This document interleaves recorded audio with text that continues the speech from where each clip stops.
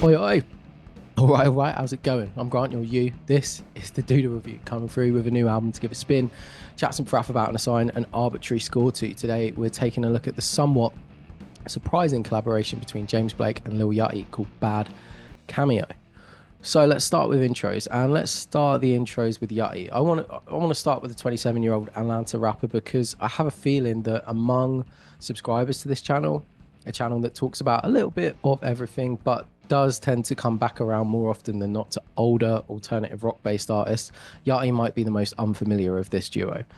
Now, I've always had a pretty open and eclectic taste in music long before this channel, but if I'm honest and I flash back to Grant circa 2015, 2017, the period in which Yachty, real name Miles Park McCullum, really rose to prominence, I held a pretty deep skepticism toward that whole pop rap, emo trap, sound clap, mumble rap scene. So many of those artists have gone on to become huge, or would have been huge had they not sadly passed. Like obviously Lil Yachty, but also Post Malone, Lil Uzi Vert, Migos, Juice World. I just didn't get them. The repetition, the nonsensical or just kind of immature bars, the mumbling, the almost comical auto tune, and the super banal, even bubblegum hooks. I just couldn't find my way in. I still can't in some cases. If you come to this pocket of music as a hip hop fan, holding the greats like Doom, Guru, Nas, Lauryn Hill, Missy Elliott, or Outkast as the high bar, the music of modern SoundCloud pop trappers from that class of 2015, 2016 just does not compute. Underpinning that bewilderment is also an age thing, a generational divide. As the older party, you're constantly comparing to what came before, but more importantly, you expect them, the artists, also to hold the same reference points in the same high regard as you do. As an older listener, slightly detached from the contemporary culture of society's youngest music fans, you just can't compute that someone would start a career in a subgenre of hip hop without first knowing 36 Chambers, Illmatic, or The Miseducation front to back.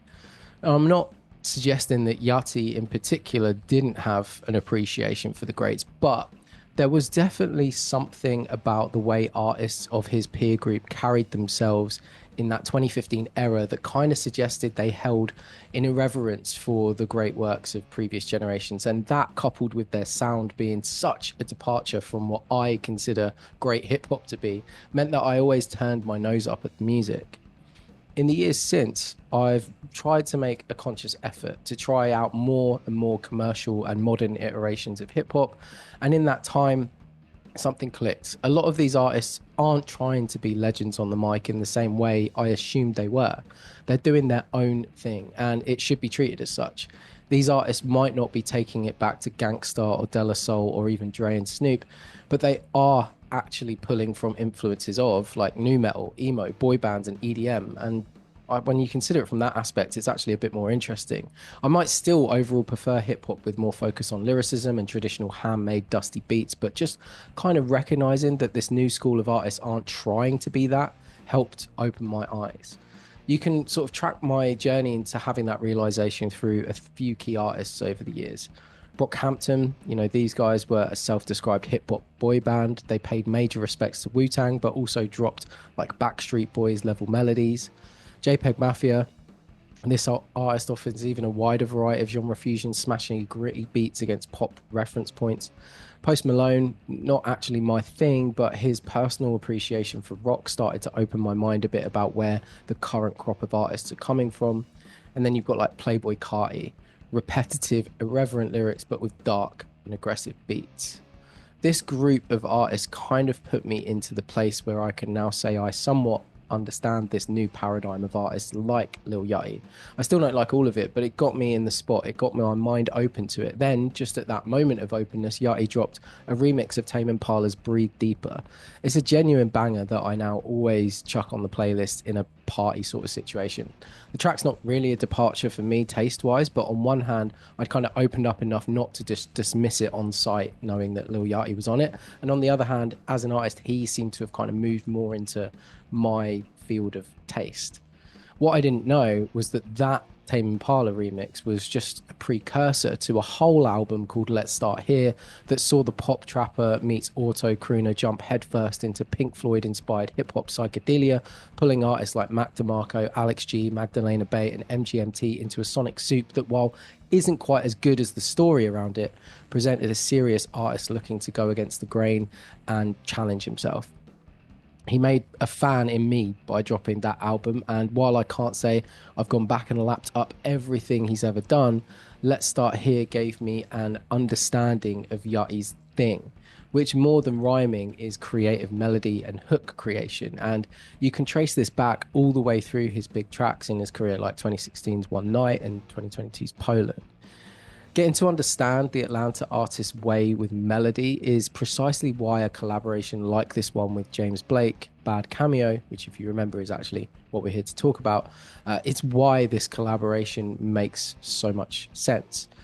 British electronic singer-songwriter James Blake has also carved out a career through a unique ability to construct and play with unusual vocal melodies.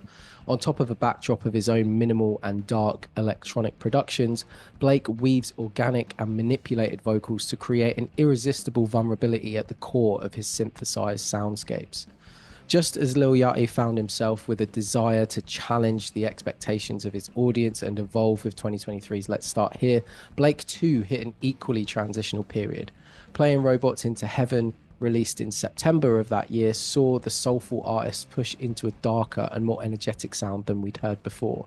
While on the business side, he also attempted to re-engineer the relationships between fan and musician by cutting out the bloated corporate greed that traditionally sits in the middle of those transactions.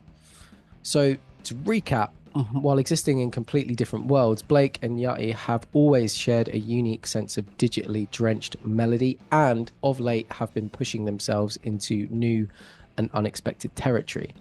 Introduced by a mutual friend sometime around 2023 after admiring each other from afar, Yachty falling head over heels for the beauty of Blake's Assumed Form record, and Blake bowled over by the genre fusion of Let's Start Here, plans were set in motion almost immediately to work together. Looking to continue their respective experimental approaches, the pair agreed to start in a space that neither artist had worked before, with Blake starting the ball rolling by sharing a number of ambient demos he'd been working on.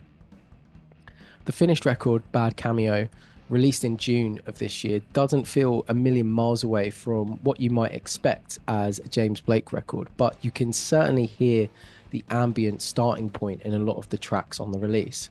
Ultimately, the energy that Yachty brings, even in the more soulful and relaxed vibe of this album, pushes those productions to a more eventful place than what most ambient music is known for. But Yachty's melodic capabilities sit so well with Blake's that it just works.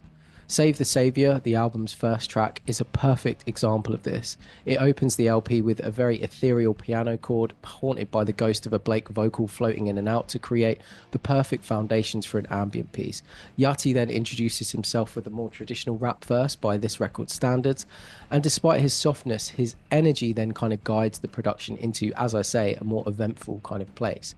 We get these big, dark, brooding beats before an icy synth arpeggio adds more vibrancy to the piece. You feel like you're witnessing both artists' sensibilities play off each other in real time. And I think for me, that is probably the most clear summary of the joy of this record overall. Two different but complementary artists pushing and pulling the songs between their respective styles. In Grey, the album's second track, might be one of my favorites here. It starts with this really mellow, slightly melancholic melody that feels reminiscent of an old school like Pokemon Game Boy soundtrack. But as the piece progresses, we arrive at breakbeats, really creative synth bass runs, almost dubby guitars, and super sweet melodies from Yachty. There are a couple areas in which I feel like the album should just kind of give in to where the song suggests it wants to go rather than holding back.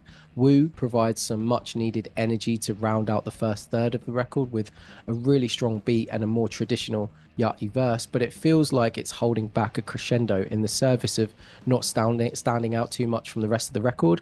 But I think a big moment here could have really worked. On the other hand, the track Bad Cameo should have seen the lead artist potentially pull back a little. Here, the vocalists are kind of weaving around each other, vocalizing in this manipulated, abstract kind of way. And personally, without the defined lyrics, I just find it strays a little into auto-tune self-parody and could have been reined in a little. Missing Man brings things back for me though. It's led by a great synth hook that sets a melodic layup for a catchy vocal that both singers could go verse for verse for in a traditional duet style. It's really cool and layers in these majestic strings behind the cold synth textures to beautiful effect. Similarly, Twice offers a great vocal hook underpinned by an amazing production that delivers one of my favorite bridges or beat switches on the whole album. It's a little unfortunate that Yachty's spoken word lyrics over this section give me the creeps a little. I think they were written with the best of intentions, but in the narrative perspective of the song, addressing his significant other, they sound a little coercive and controlling. I appreciate that's just what I'm reading into things more than what the artist is actually kind of saying, but I can't deny that's kind of what comes to mind every time I hear it. Overall, though, this is a surprising collaboration that, when you break it down, isn't all that surprising, but it's super gratifying to see these two similar but different artists play off of each other. Occasionally, the wrong choice to pull back or lean in produces some shakier moments, but it's at its best, Bad Cameo has produced some of my favorite electronic music of the year. I'm going to give this one a 7 and knock it on the head. That's just what I think. What are you lot saying? Let me know in the comments. Check out the description for links to other reviews you might be interested in. And if you can be asked to do all that, subscribe, stick around, share some thoughts, show some love, or just hold some abuse in the comments. And I'll see you in the next video. All right, mate. Take care. Mine, there you go. Cheers then. Bye.